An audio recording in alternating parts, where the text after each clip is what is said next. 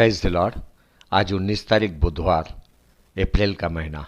हम लोग land special daily 57वां दिन में है।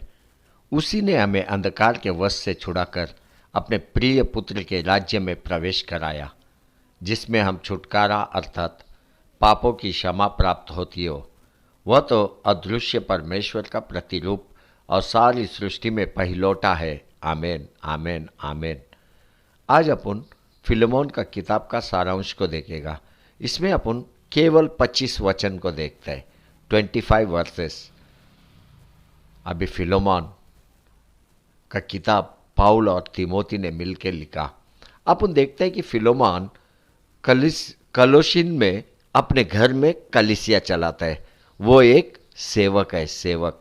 यह किताब में हमें क्षमा और लौट के आने का विषय देखने को मिलता है। पाउल रोम में कैदी है, जेल में। वहां से ये 25 वचन पाउल ने लिखा। पाउल इस पत्री में फिलेमोन को एक बड़ी शिक्षा देता है।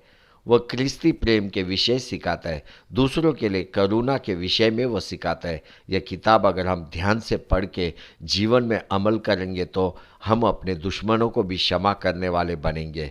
इसी को क्रिस्ती प्रेम बोलते हैं। अब यह किताब में अपन ओनोमिस नाम गुलाम को देखता है, जो फिलेमोन के हाथ के नीचे काम करता है। पर एक दिन ओनोमिस फिलेमोन के पास से सारा उसका पैसा लेके भाग जाता है। वो सेवक फिलेमोन को धोखा देता है, कलीसिया को धोखा देता है और वो भाग के रोम में पहुंचता है। वहां भी वो पौल के साथ रोम में काम करता है। लेकिन अपन देखते हैं पाउल का शिक्षा से, पाउल का वचन से उसका पूरा जीवन में एक बड़ा बदलाव को देखता है। उसके अंदर एक विश्वास जगता है, उसके अंदर क्रिस्ती प्रेम अपन देखते हैं। अभी ओनोमस को उसका गलती समझ में आता है, वो पछतावा करने लगता है। कुछ मुख्य वचनों को अपन देखते हैं।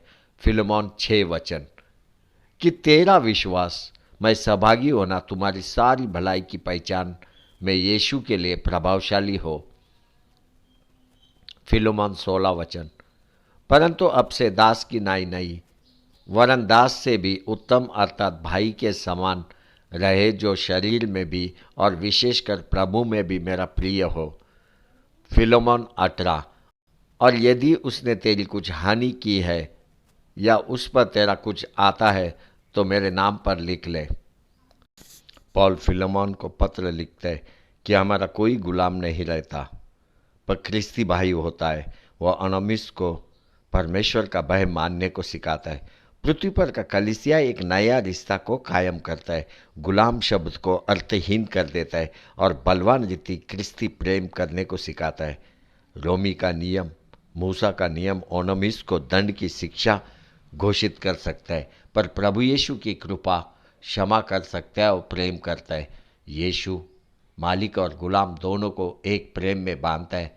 ओनोमिस का मतलब है काम का, यूजफुल। पहले वो भागने वाला था, पर पाउल के वचन सुनने के बाद उसके अंदर एक बड़ा बदलाव देखने को मिलता है। वो पाउल के लिए भी काम का होता है और फिलेमोन के लिए भी वो काम का होता है। तू बाइबल पढ़, बाइबल के वचनों से जुड़ जा। वचन पढ़ने से, सुनने से बड़ा बदलाव तेरे अंदर आएगा। तेरा चाल चलन बदल जाएगा, तेरे अंदर के संसारी स्वभाव चला जाएगा। तू काम का ठहरेगा, कईयों के लिए उपयोगी ठहरेगा। अब ये किताब अपने को सिखाता है, दूसरों के लिए प्रार्थना करने को सिखाता है। पढ़ते हैं इंग्लिश में वो वचन को, 4 वचन। आई thank my God making mention of the always in my prayers. देखो, अपना विश्वास दूसरों के लिए आशीर्वाद का कारण भी होता है। वचन 7 क्योंकि ये भाई मुझे तेरे प्रेम से बहुत आनंद और शांति मिली, इसलिए कि तेरे द्वारा पवित्र लोगों के मन हरे भरे हो गए हैं। प्रेम में हम दूसरों से कुछ भी विनती कर सकते हैं। वचन 9 तो भी मुझ बूढ़े पौलुस को, जो जब मसीह यीशु के लिए कैदी हूँ, यह और भी भला जान पड़ा कि प्रेम से विनती करो। हम प्रभु यीशु जैसा प्रेम प्राप्त कर सकते हैं। वचन 12 उसी को अर्थात जो मेरे हृदय का टुकड़ा है, मैंने उसे तेरे पास लौटा दिया है। यह बहुत ही महत्वपूर्ण है कि हम दूसरों को आशीर्वादित करें। वचन 25।